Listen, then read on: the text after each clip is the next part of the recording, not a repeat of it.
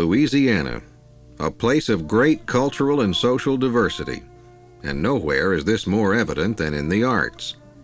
The influence of this region's natural beauty and rich cultural heritage is a strong force in the work of many Louisiana artists. Clementine Hunter, referred to as a primitive or naive artist, is known for her paintings of rural life in Louisiana. Born in 1886, she spent most of her years working on Melrose Plantation near Natchitoches. In the little spare time she had from chores and caring for her own family, Clementine Hunter depicted life on the plantation through her paintings. I just paint all common things. Picking cotton and hoeing cotton and picking peas and all kind of things like that.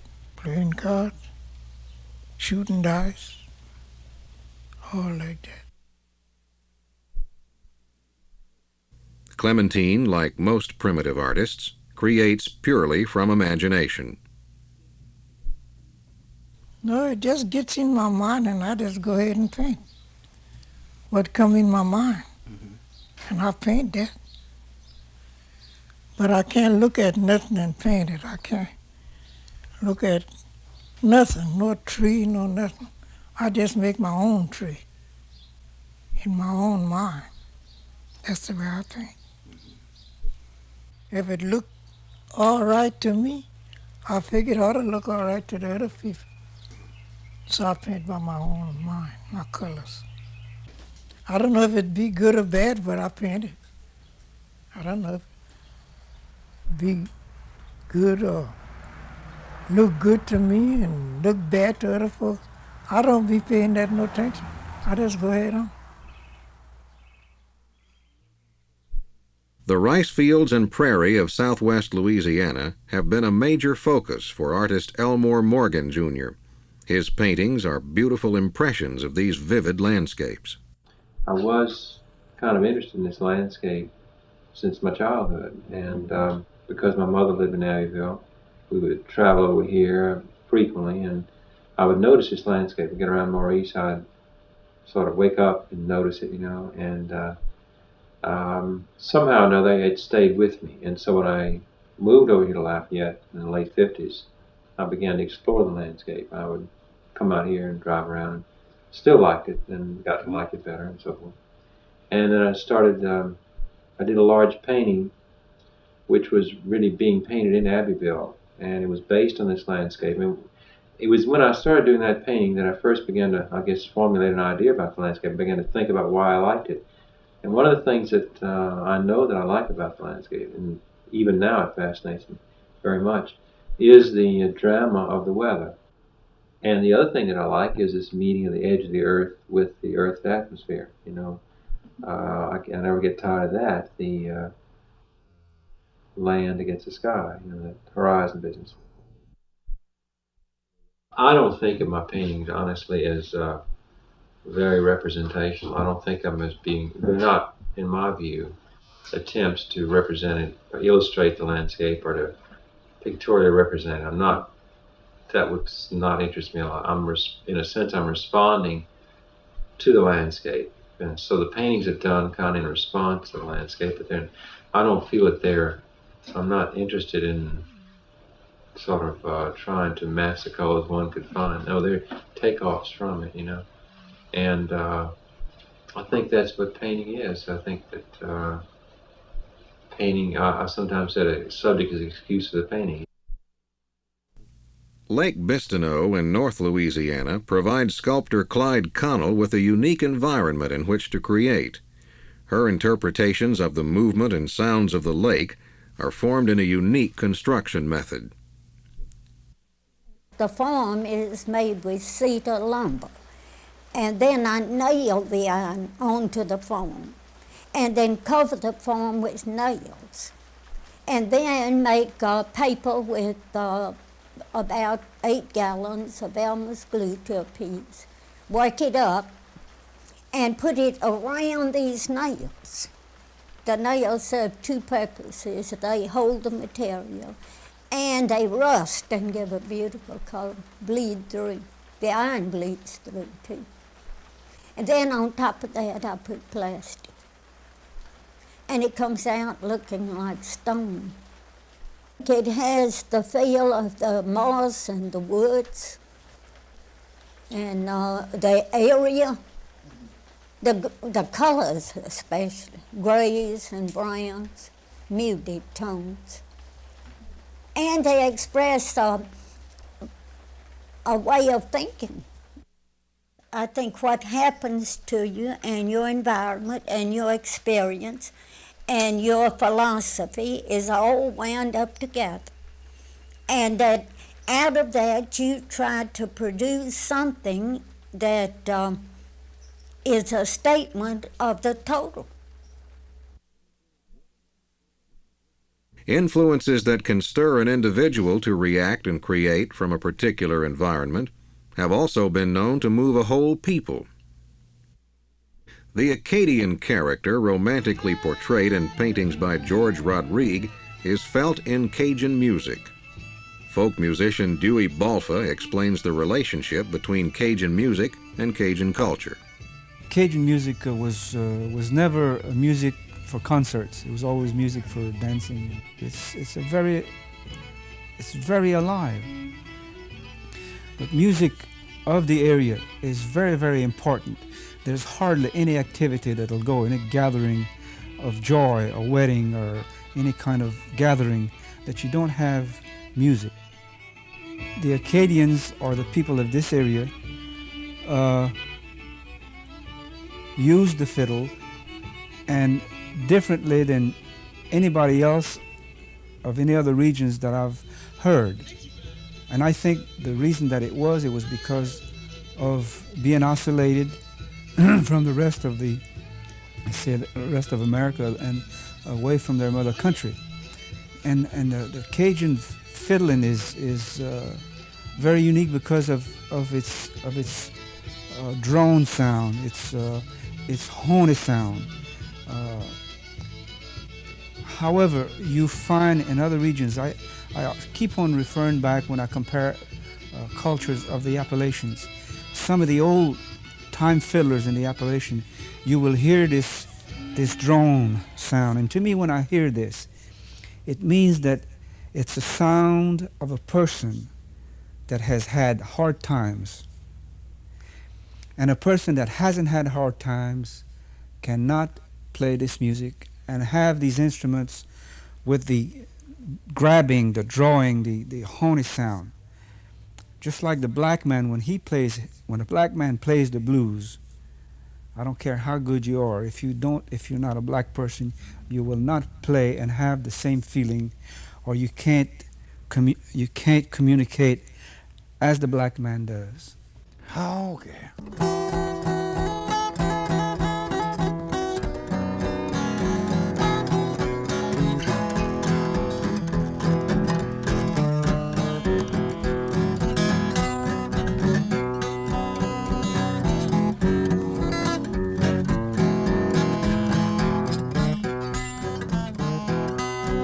I'm in love with you, mama.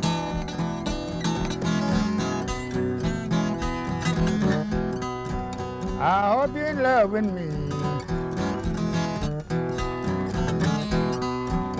Yes, I'm in love with you, baby. I hope you're in love with me.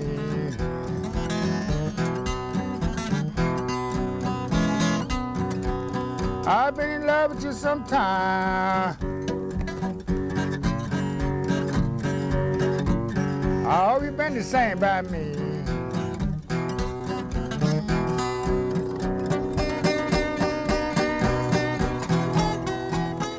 Bluesman Robert Pete Williams' music reflects the mood of these Charles Reinecke watercolors that were produced in the Felicianas during the 1930s. Louisiana's diverse land, people, and history have emerged into a unique sense of place. This sense of place has influenced the work of many Louisiana artists. In the upland of North Louisiana, The Dog Trot House exemplifies a folk architecture of the people who migrated to this area during America's western expansion. Culturally linked to the upland South, these pioneers brought with them their Protestant religion, music, and utilitarian crafts. Their mainly rural life necessitated the making of many items. For clothing, the cotton or wool had to be spun into yarn and then woven into cloth. These textiles not only served a functional need, but also served to illustrate the basic beauty of one's desire for creative expression. Surviving folk arts, such as quilt making, are also experiencing a modern-day revival. A once necessary craft, it is now bringing the joy of self-expression to many. The variety of designs found in these beautiful quilts expresses individual creativity, as well as a common regional style.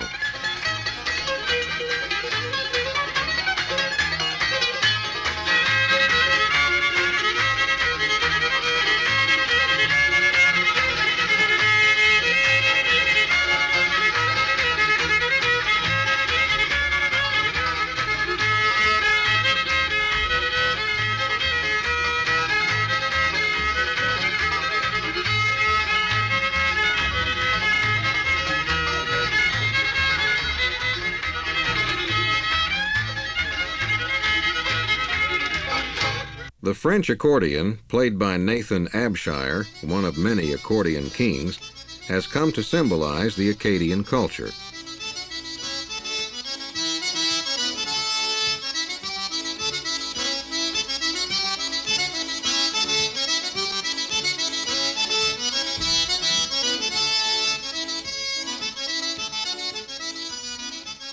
Folk architecture throughout southern Louisiana is typified by the Acadian or Creole cottage. The carving of duck decoys, once necessary for the hunt, has migrated from a folk craft to a sophisticated art form.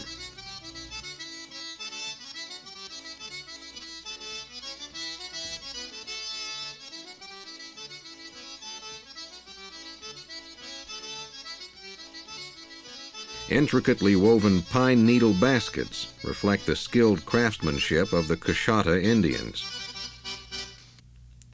The Afro-French and Afro-American influences have made an enormous contribution to Louisiana's diverse cultural heritage. Zulu, wild Chapatoulas, wild magnolias, names revered in song and legend.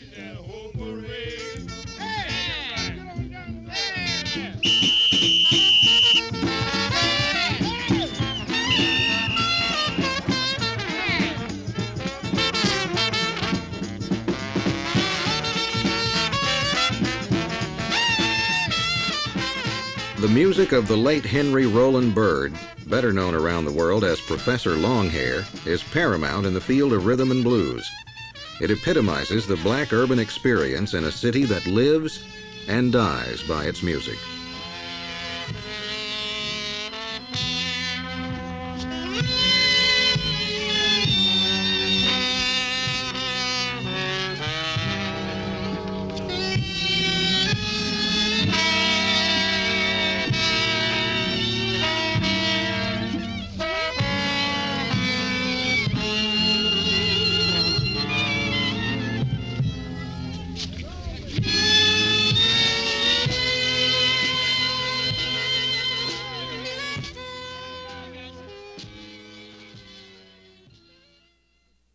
Zydeco, a syncopated melange of Cajun and Caribbean influences in a region where music is a strong community and cultural force. Rockin' Doopsie and the Twisters perform Zydeco to a high luster urban polish. Solitary artists like sculptor David Butler are energized by some of the same influences that are the soul of Zydeco. His color usage and subjects show New World African adaptation and creativity.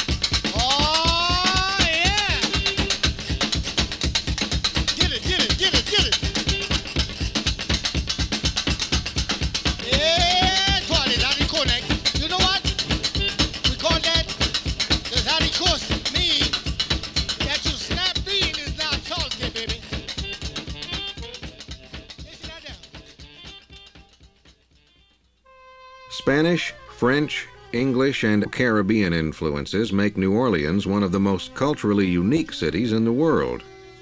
From a city where the first French opera was performed in the United States to the renowned Newcomb pottery, New Orleans is truly a city of great cultural heritage. Contemporary arts in Louisiana are also many and varied. Tennessee Williams' Streetcar Named Desire, a play about life in New Orleans, is interpreted into dance by the New Orleans Ballet.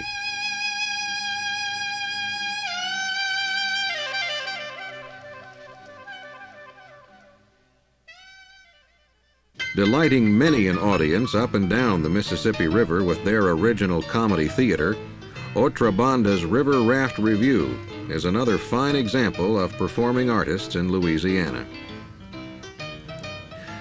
Louisiana's spectrum of visual artists extends into all media, from architecture to video.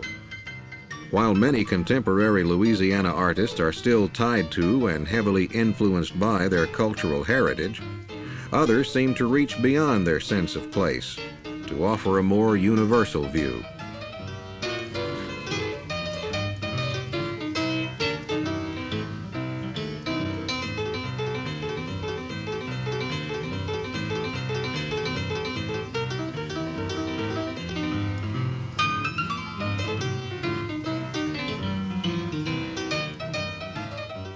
To produce a finished piece of art is often as remarkable a process to observe as the art itself. Careful precision and skill are key elements in the fabrication of the unique glass forms of artist Gene Koss, who from beginning to end must carefully master the technical aspects of his art.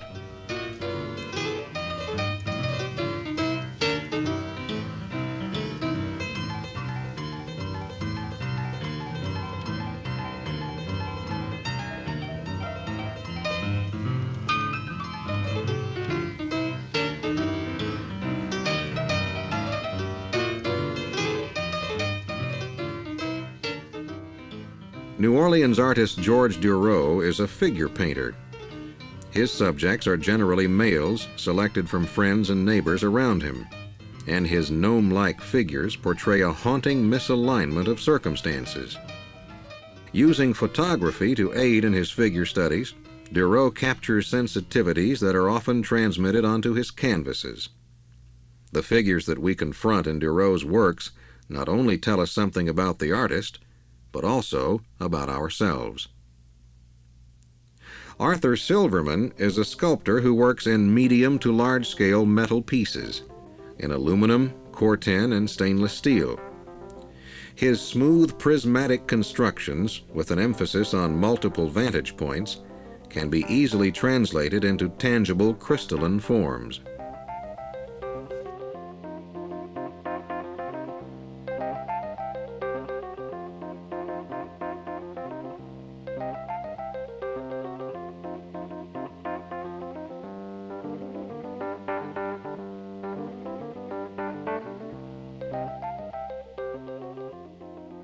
Ida Kohlmeyer, a prominent Louisiana artist, is a post-abstract expressionist, using a formalistic approach to her paintings.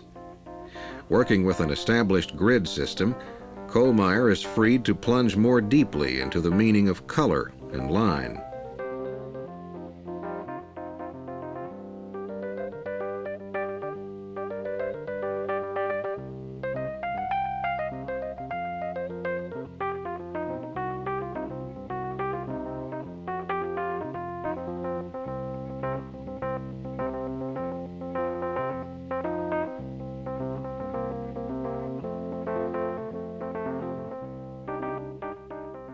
The tension and interaction of contiguous symbols and patterns vividly communicate non-objective forms and a strong sense of color. Artists are also working in Louisiana classrooms. Julie Picard is one of the artists now with the Artists in Schools program, which operates at several designated schools across the state. Using projects like woodcut prints, Julie helps children from a variety of backgrounds recognize the creative energy within themselves. With her guidance, these junior high students learn to work individually and in concert with one another.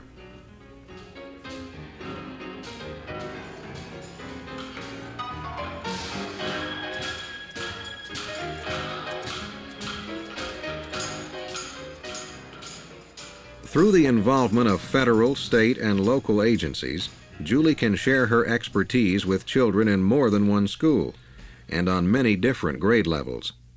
These elementary school students respond enthusiastically when Julie shows them how easy modeling clay is to use. Their faces light up as they watch Julie work. They learn that art is as accessible as the tiny clay animals she creates.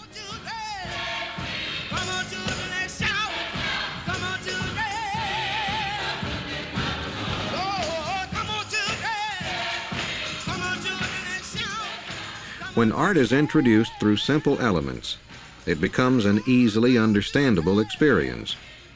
Carving, printing, and modeling are the initial steps Julie's students take in laying the foundation for more sophisticated art appreciation.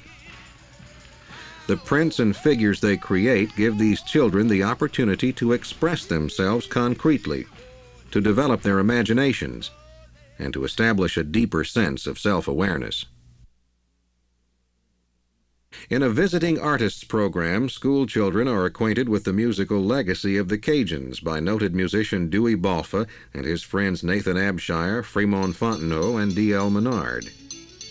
For years they used the fiddle. Then, like I was saying earlier, the triangle was to keep rhythm, the spoons, and the black people would use the rub board. Well, that was the instruments of the area. And in about 1890, the what so-called French accordion now was brought into this part of the country. Hearing Acadian music helps these students understand and take pride in the art of their ancestors, and in their own language and culture as well.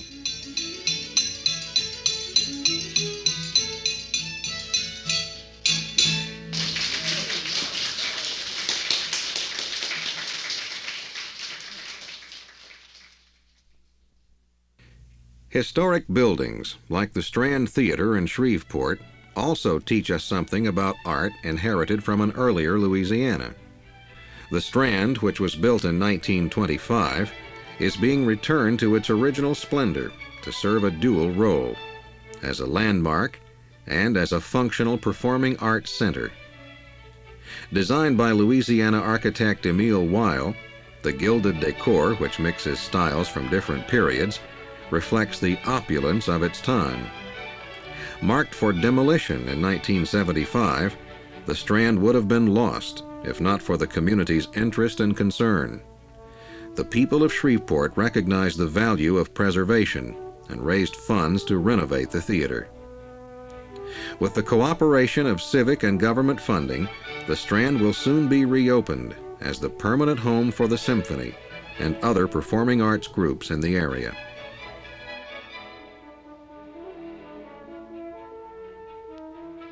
Photographs of 20th century Louisiana comprise one of the many traveling exhibits available from the New Orleans Museum of Art. Recognized photographic artists such as Eugene Belloc and Robert Frank are included in the show, along with contemporary Louisiana photographers like Philip Gould and Josephine Sacabo. The Traveling Exhibits program, which tours educational and art institutions across the country, also features Louisiana artists such as Charles Reinecke and William Woodard. The Contemporary Art Center, a unique alternative space for artists to work and exhibit, also sponsors traveling exhibits, presenting art from Louisiana's most visible working artists. This show, comprised of paintings and sculptures, represents new directions being developed by many of the state's artists. The Arts and Crafts Festivals, sponsored by Arts and Humanities Councils around the state, offer participation in the arts to everyone. Here, children and adults alike get the chance to create something themselves, as well as to interact with the local artists. Active involvement by those who attend makes the festivals a unique experience and encourages further enjoyment of all the arts. Open-air ballet epitomizes the essence of the festival. This traditional art form, once appreciated only within the confines of a theater, is shared less formally by festival audiences. The ballet no longer has to wait for an audience to come to it. The festival has brought ballet to the people. Art is an integral part of our lives and work. The understanding and appreciation of the art around us adds a heightened meaning to everyday experiences. Today in Louisiana, we have many opportunities to participate in and enjoy the arts. From professionally produced performing arts to craft fairs and art exhibitions, the possibilities are as varied as the spectrum of artists themselves. In order to preserve and maintain this diversity, Louisiana must be assured of the continuing support and involvement of its people. From government to private corporations to individuals, Louisiana needs support for its arts and artists. The interactions of the many cultural facets in Louisiana have merged into a unique sense of place. This underlying sense of place is inherent in the works of many Louisiana artists. We have inherited the legacy and should be committed to its continuing development for future generations to enjoy.